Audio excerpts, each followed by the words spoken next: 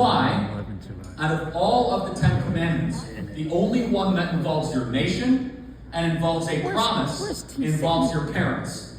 Honor your mother and father so that you may live long in the land in which you are in. If you no longer honor your parents, there's another way of saying you need to have strong families. You need to honor your parents because they have something good to tell you. But instead they want you to honor the government, not honor your parents. And if you can't honor your earthly father, then you will not be able to honor your heavenly father. It is a testing commandment for the ultimate thing. Now, but understand, what the enemies want to do is they want to substitute your parents, as it was beautifully said prior, with a governmental advocate.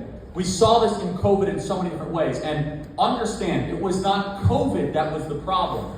It was our leaders that locked down the country and forced an experimental vaccine on us that was the problem. And we need to make sure we get our language right. Far too often, we say, well, it was the worst pandemic in 100 years. I'm not going to get into that. Doctors can agree or disagree on that. But it's how we reacted to it that was the problem. Sweden never locked down their schools. They did not lock down their bars. They did not lock down their restaurants. They had better health outcomes, less suicide, less depression, and their kids are doing far better than our kids are. You see, out of all the countries of the world, I did not have it on my bingo card that Sweden would be the beacon of freedom and liberty.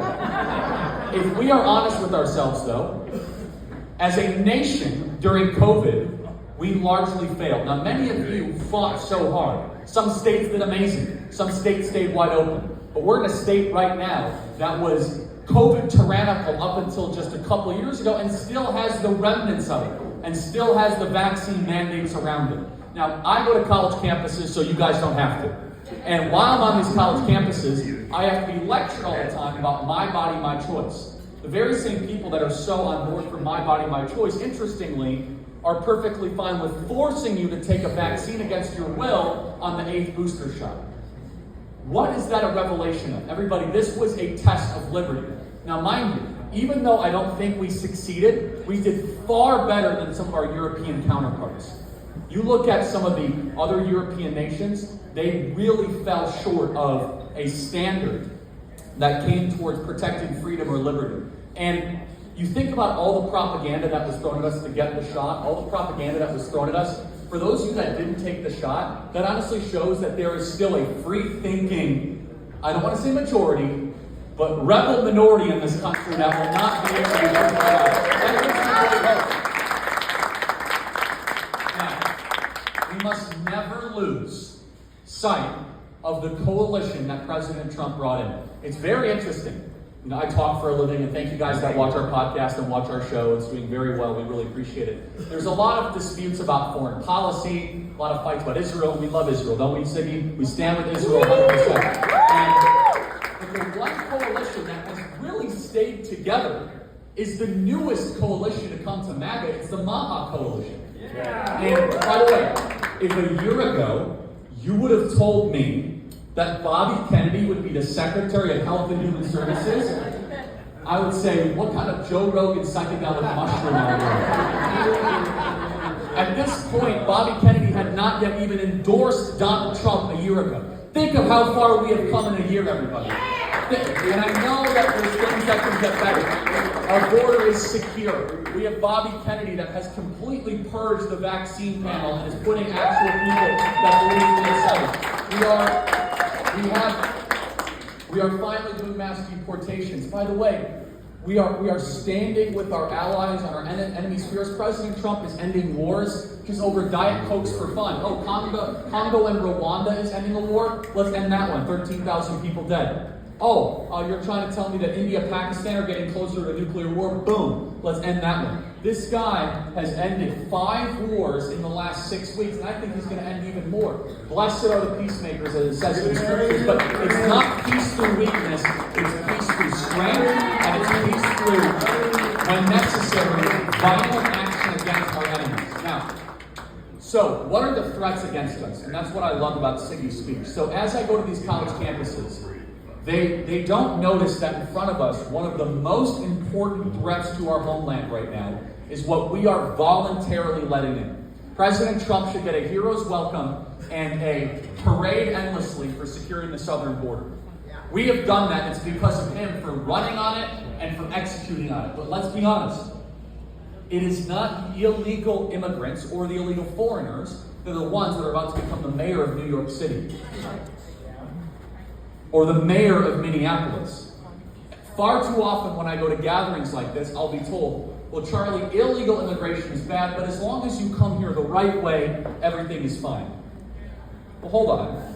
Immigration, commit this to memory. You should write it down. It's a Charlie Kirk show original. Immigration without assimilation is an invasion. Immigration without assimilation is an invasion. I love our Cuban immigrants and our Venezuelan immigrants and our Colombian immigrants, and I love our Persian immigrants. I know we have some here in the audience. But you came here and you assimilated. You still had an attachment from where you came from, but this became your home. This became the place where you said, I'm willing to serve, I'm willing to give, I'm willing to do whatever it takes. I'm sorry. When I look at Zohran Mamdani, I don't think this person has assimilated to the United States of America. He is bringing foreign, un-American ideas and trying to bring them into the mayor's race and the mayor's office. In Minneapolis, they are on pace right now to elect a Zohran Mamdani equivalent by the name of Omar Fatah, a Somali Muslim. Siggy knows all about this. The mayor of South Portland, Maine, is a Somali Muslim by the name of Dalak Dalakwa. What we're seeing, unfortunately, is our generosity being taken advantage of. And if we look at our immigration policies, it does not, the legal-illegal distinction mattered previously. Now the more important distinction, since there's no more illegal immigration, how many people came across illegally last month? 0. That conversation is over. That's awesome. The more important distinction is, are you an immigrant that will kiss the ground when you enter America? Or will you be an immigrant that goes to war against the American people when you come to America? That is the distinction. And there is a commonality there. And this is where I get in a lot of trouble. That's why I have to have bodyguards. It's so fun. I am one of the unique and only people in America that has death threats from 2 different types of jihadis. Islamist jihadis and purple-haired jihadis that call themselves transactors. It's pretty interesting. I get the death threats from both sides. Everybody. So what does this mean for our nation and for our country? As Siggy beautifully put it, this is a fight for who we are as Americans. The fight is ongoing. And when you have an ideology or a worldview that it metastasizes, like Islam, we need to now take a step back and ask ourselves the question, is this best for us? Let's look at other nations that have done this. I went to London back in May. If you have not visited Europe recently, it is an unrecognizable continent. It is unrecognizable. And that is not because we don't hate the individual people. You see, there can be individual good Muslims. We all know them. We run into them. They're fine. They're charitable. That's not what we're talking about. We're talking about the macro system. When you have thousands, tens of thousands, hundreds of thousands, because we in the West, we believe in 3 things that Muslims do not believe in when all the chips are down. Number 1, freedom of speech. We believe in freedom of speech. It is our birthright here in America. And without freedom of speech, Donald Trump would not become president once or become president again. To be able to challenge authority, to be able to speak our mind. In Islam, if you question the Prophet Muhammad, you could be put in prison or sentenced to death. The second value, which is very important, freedom of worship. We believe that you should be able to worship the Creator in your liking, whether it be a synagogue or a church, whether it be a parish. In Islam, they believe that the mosque is superior towards any other religious liberty. Religious liberty is an unknown concept. And the third and the most important thing, we in the West, we believe that there should be some, I think we have too much, but some separation between our religious institutions and our governmental institutions. We believe in some separation, and I don't love the term because it's actually not totally constitutional, but the spirit of it is right, of quote-unquote church and state. Muslims believe in no separation between mosque and state. They believe in the merge of mosque and state. So here you have a foreign ideology that comes to the United States of America, and there's no assimilating. Are you trying to tell me that Ilhan Omar has assimilated to the United States of America? That Rashida Tlaib has assimilated to the United States of America? There's a town in New Jersey that just came out, and they said, we are the little Palestine. What was the name of that town, Siggy? Patterson, New Jersey. And am I right? Siggy, they said, we are the